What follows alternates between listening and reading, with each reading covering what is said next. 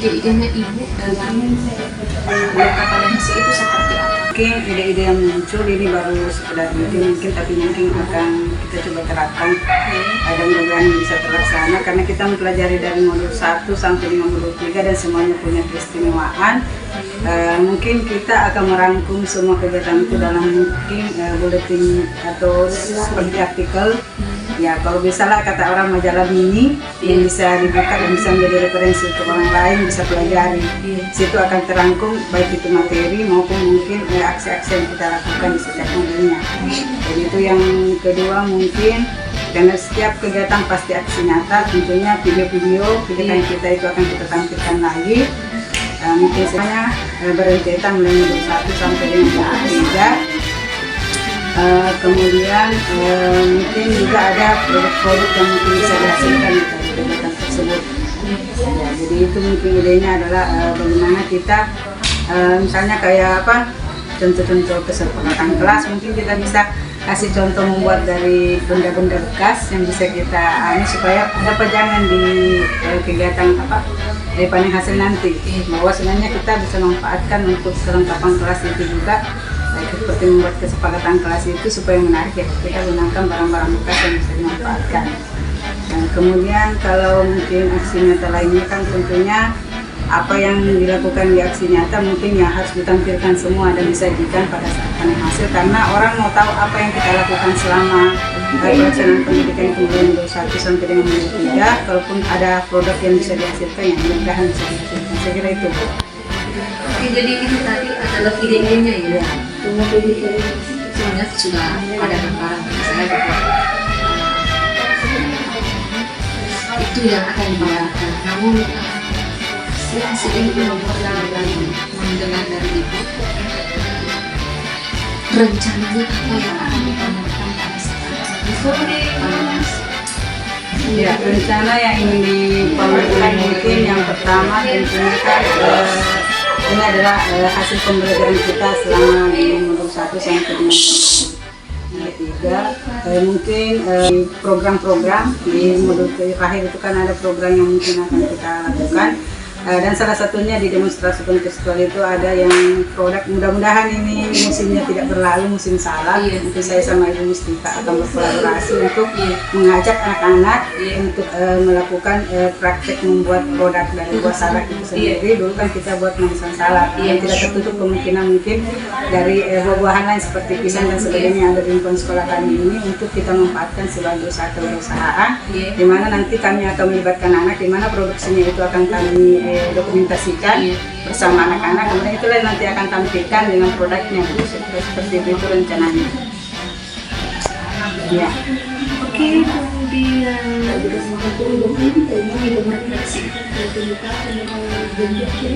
dari awalnya ini Ya, selama 6 bulan Ibu menjalani selama melakukan pendidikan 6 bulan sampai alhamdulillah bisa sampai tahap terakhir di pendampingan anak ini, satu kesyukuran bagi saya. Tapi saya dari awal di pendaftaran sudah optimis di kegiatan ini, karena kegiatan ini sebelum sebenarnya jadwalnya di Kolaka Utara saya sudah optimis cari-cari informasi tentang pendidikan guru penggerak ini. Dan itu yang membuat saya tertarik. Kenapa? Karena ada kata bergeraknya.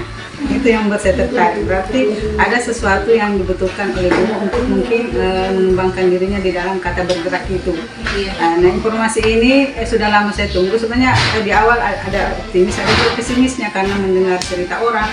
Ternyata seleksinya itu sulit dan sebagainya. Tapi setelah menjalaninya ternyata sebenarnya dibutuhkan di guru penggerak itu kejujuran saja dengan kesabaran, karena yang saya lihat bahwa di guru penggerak itu orang-orang yang dulunya mungkin lebih banyak diam, lebih banyak cuma mendengarkan, sekarang semuanya sudah mampu untuk speak up, untuk berbicara. Karena kita tergali potensi kita sendiri di kegiatan itu, dimana kita masing-masing dari kita mengembangkan potensi kita sesuai kemampuan kita masing-masing. Dan yang saya lihat perkembangan itu cukup signifikan, dari orang yang mungkin dulunya cuma pendiam, cuma bisa mendengarkan, sekarang mereka semua sudah bisa bersuara. Iya. Ya, saya sangat ingat dengan kepemilikan terapis bahwa siswa itu harus punya voice, harus punya choice, dan harus punya ownership. Iya. Nah itu juga guru harus memiliki Ya. dalam pelaksanaan pengajarannya. Jangan cuma kita selama ini cuma mendengarkan orang lain atau menerima pendapat orang lain. Bagaimana kita melakukan pendapat sendiri, melakukan pilihan kita sendiri, dan merasa memiliki dengan apa yang kita lakukan. Jadi selama proses modul 1 sampai modul 3 tentunya banyak susah senangnya yang dijalani. Dan dalam pelaksanaan mungkin ya bagaimana kita berkolaborasi dengan rekan CGP lain yang mungkin pada saat misalnya kayak di Rukol itu ada berbeda pendapat, ada yang mungkin berdebat, tapi ujung-ujungnya kita mencari sebenarnya bukan pembenaran, Iya. tapi bagaimana kita mencari solusi dari permasalahan yang terjadi. Saya kira itu selama pelaksanaan. Itu sangat luar biasa ya Bu. Nah, itu tadi ada tidak mungkin kesimpulannya tentang pendidikan guru penggerak ini seperti apa Bu? Kesimpulannya adalah bahwa guru penggerak yang satu pertama adalah merubah mindset seseorang, Ya. pola pikir. Ya, itu yang pertama yang saya rasakan secara pribadi, bahwa pola pikir kita itu berubah.